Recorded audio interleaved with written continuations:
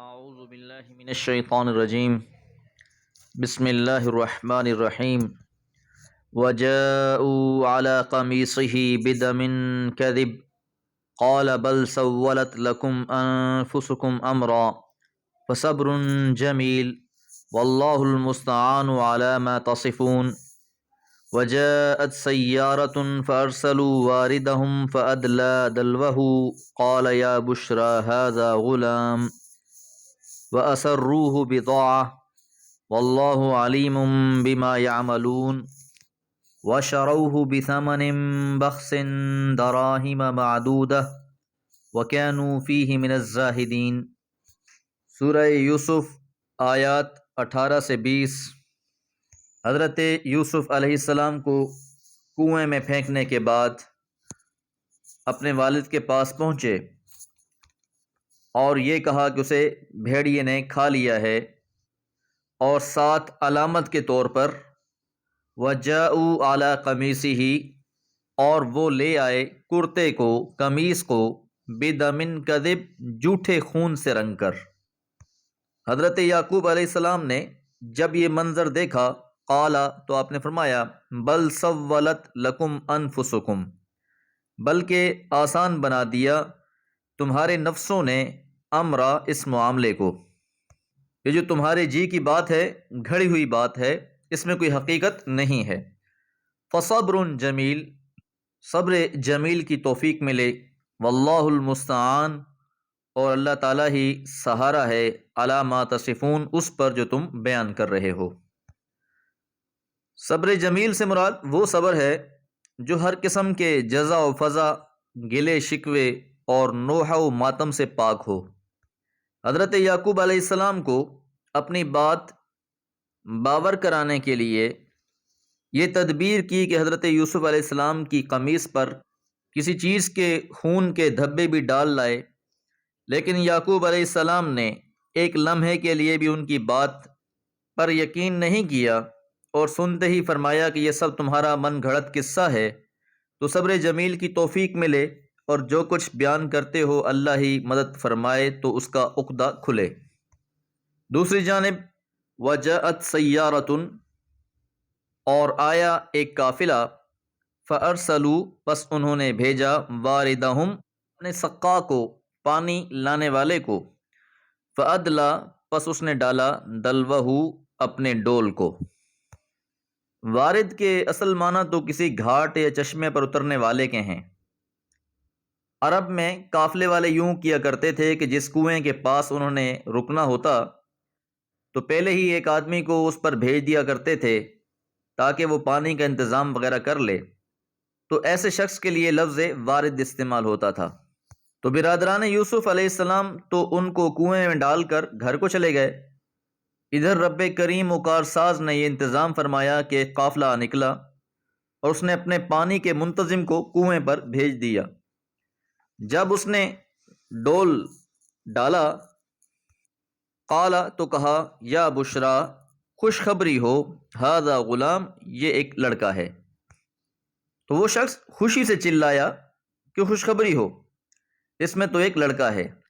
اس دور میں بردہ فروشی کا رواج عام تھا، انہوں نے سوچا کہ چلو ایک نفع کی چیز مل گئی ہے، کہیں بیچ لیں گے، اور اس خیال سے کہ کہیں اپنے دائیں بائیں کوئی مدعی اٹھ نہ کھڑا ہو، اس واقعے کو انہوں نے راز میں رکھنے کی کوشش کی، اس کی تشہیر نہ کی، اس لیے فرمایا وَأَسَرُّوهُ، اور چھپا لیا اسے، بِضَاعَةً، پونجی سمجھ کر، واللہ علیم، اور اللہ تعالیٰ تو خوب جاننے والا ہے، بما یعملون، جو وہ کر رہے تھے۔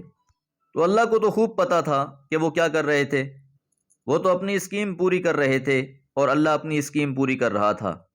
انہیں تو ایک غلام ملا تھا، خوش تھے کہ اس کو بیچ کر کچھ پیسے حاصل کر لیں گے، اور اللہ نے یہ چاہا کہ یوسف علیہ السلام کی یہ غلامی مصر کی بادشاہی کی تمہید ثابت ہو۔ وَشَرَوْهُ، اور انہوں نے بیچ دیا اسے، بِثَمَنٍ بَخْسٍ، تھوڑی قیمت میں۔ لفظ بخس کے معنی ناقص اور حقیر کے ہیں۔ یہ کتنی حقیر تھی؟ دراہم معدودہ، چند درہموں کے بدلے میں، وکانو، اور تھے وہ، فیہ، اس کے بارے میں، من الزاہدین، بے پرواہوں میں سے۔ زہد فی الشیء رغب عنہ وترکہ، یعنی وہ فلاں چیز سے بے رغبت ہو گیا، اس کو چھوڑ بیٹھا۔ تارک دنیا کو بھی زاہد اس لیے کہتے ہیں کہ وہ دنیا اور اسباب دنیا سے بے رغبت اور بے نیاز ہو جاتا ہے۔ تو مطلب یہ ہے کہ ان لوگوں نے مصر پہنچتے ہی حضرت یوسف کو نہایت کم قیمت میں چند درہم کے عوض بیچ دیا۔ انہوں نے حضرت یوسف علیہ السلام کے حاصل کرنے میں کچھ دام تو خرچ کیے نہیں تھے کہ اپنے دام وصول کرنے اور اس میں کچھ مزید نفع حاصل کرنے کی فکر ہوتی۔ ایک چیز مفت ہاتھ آئی تھی، وہ جس قیمت پر بھی بک گئی ان کے لیے نفع ہی نفع تھا۔ اور بالآخر اس طرح حضرت یوسف علیہ السلام کنویں سے نکل کر مصر کے بازار میں پہنچے اور وہاں ان کا خریدار ایک مہربان شخص بنا۔ اللہ تعالیٰ سے دعا ہے اللہ تعالیٰ قرآن فہمی کی توفیق عطا فرمائے۔ وما علیہ الا البلاغ۔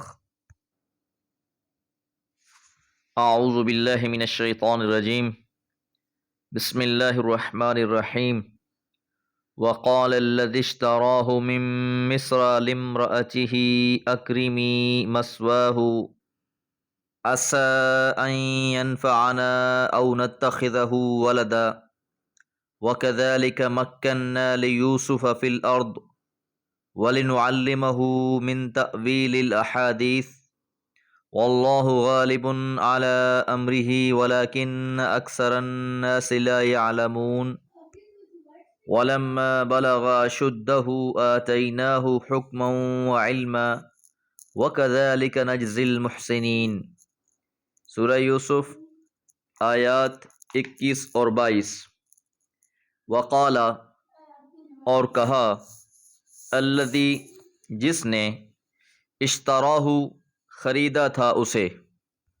یاد رہے کہ پچھلی آیات میں ہم نے یہ بات جانی تھی کہ جن لوگوں نے حضرت یوسف علیہ السلام کو کنویں سے نکالا وہ اپنے ساتھ اسے مصر لے گئے اور وہاں جا کر بیچ دیا۔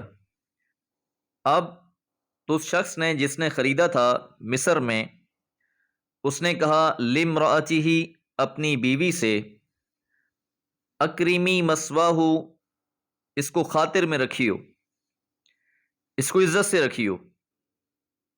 آسا، امید ہے، ان ینفعنا، ہمیں فائدہ پہنچے اس سے، او نتخذہ ولدا، یا ہم اسے اپنا بیٹا بنا لیں۔ اب یہاں سے حضرت یوسف علیہ السلام کی زندگی میں ایک نیا موڑ آتا ہے۔ اہل مصر میں سے جس نے ان کو خریدا وہ حکومت کا ایک معزز عہدیدار اور اعلیٰ افسر تھا، طبیعت کا نہایت شریف آدمی تھا۔ اس نے حضرت یوسف علیہ السلام کو دیکھتے ہی تاڑ لیا کہ یہ کسی نہایت اعلیٰ خاندان کا چشم و چراغ ہے جس کو یہ بیچنے والے کہیں سے پکڑ لائے ہیں۔ چنانچہ اس نے اپنی بیوی کو ہدایت کی کہ اس کو غلاموں کی طرح نہیں بلکہ خاطر و مدارت سے رکھنا ہے۔ بہت ممکن ہے کہ یہ ہمیں نفع پہنچائے یا ہم اس کو اپنا بیٹا ہی بنا لیں۔ اس وقت تک اس کے ہاں کوئی اولاد نہیں تھی، اس وجہ سے اس نے سوچا کہ اگر ہمارے ہاں کوئی اولاد نہ ہوئی تو ہم اس کو متبنی کر لیں گے، یعنی اپنا بیٹا بنا لیں گے۔ وَكَذَلِكَ، اور اسی طرح، مکننا، ہم نے ٹھکانہ دیا، یوسف علیہ السلام کو، فی الارض، زمین پر۔ تو حضرت یوسف علیہ السلام کی اس سرزمین پر راہ ہموار ہو گئی۔ وَلِنُعَلِّمَهُ، اور تاکہ سکھائیں ہم اس کو، من تأویل الاحادیث، باتوں کی تعبیر۔ یعنی اس طرح حضرت یوسف علیہ السلام کے لیے مصر میں زمین ہموار ہوئی تاکہ جس کار نبوت کے لیے اس کو منتخب کیا گیا ہے اس کو ان باتوں اور خوابوں کی تعبیر سکھائی جائے۔ اس لیے بالآخر جیسا کہ آگے تفصیل آئے گی، عملی طور پر مصر کی بادشاہی کے لیے زمین ہموار ہو گئی۔ واللہ، اور اللہ تعالی، غالب ہے، اعلی امرہ، اپنے ارادوں پر، اپنے معاملات میں، ولیکن اکثر الناس، لیکن اکثر لوگوں کی، لا یعلمون، نہیں جانتی کہ اللہ تعالیٰ کے جو بھی فیصلے ہیں وہ بڑے مخفی ہوتے ہیں۔ بظاہر نظر کچھ آ رہا ہوتا ہے لیکن ان کا نتیجہ کہیں جا نکلتا ہے۔ تو یہ جو ساری سرگزشت بیان ہوئی ہے، اس کا خلاصہ یہ ہے کہ اللہ کے ارادے اور اس کی اسکیمیں اسی طرح بروئے کار آتی ہیں، لیکن جن لوگوں کی نظر صاف ظاہر پر ہوتی ہے وہ ان کو نہیں جانتے۔ یہ امر یہاں ملحوظ رہے کہ یہ ساری سرگزشت قریش کو سنائی جا رہی ہے، اور اس آخری فقرے میں بھی انہی کی آنکھوں سے پردہ اٹھایا گیا ہے کہ وہ چاہیں تو اس سرگزشت میں اپنا مستقبل بھی دیکھ لیں اور اس پیغمبر کا مستقبل بھی دیکھ لیں جس کے خلاف وہ رات دن طرح طرح کی سازشوں میں مصروف ہیں۔ ولما، اور جب بلغ اشدہ، وہ اپنی پختگی کو پہنچا، پختہ عمر کو پہنچا، آتیناہ، ہم نے دی اسے حکمن، حکومت، و علما، اور علم۔ یہ وہ انعام ہے جو اللہ تعالیٰ نے بعد میں حضرت یوسف علیہ السلام پر فرمایا کہ جب وہ عمر کی پختگی کو پہنچے ہم نے اس کو حکم اور علم سے نوازا، اور ہم اچھا کرنے والوں کو اچھا ہی بدلہ دیتے ہیں۔ تو لفظ اشد جوانی کے لیے بھی آتا ہے اور پختہ سن و سال کے لیے بھی آتا ہے۔ تو حکم سے مراد یہاں قوت فیصلہ بھی ہے اور حکومت بھی ہے، اور علم سے مراد یہاں نبوت کی تعبیر ہے۔ تو یہ دونوں ہی چیزیں حضرت یوسف علیہ السلام کو عطا ہوئیں، اور علم سے مراد وہ علم بھی ہے جو حضرات انبیاء کو وحی کے ذریعے سے عطا ہوتا ہے۔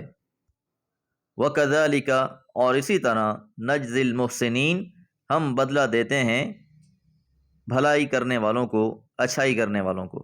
تو جو لوگ بھی نیکوکار ہیں اللہ تعالیٰ انہیں انعام سے نوازتے ہیں۔ اللہ تعالیٰ سے دعا ہے اللہ تعالیٰ خالص اپنی رضا کے لیے نیکیاں کرنے کی توفیق عطا فرمائے۔ وما علیہ الا البلاغ۔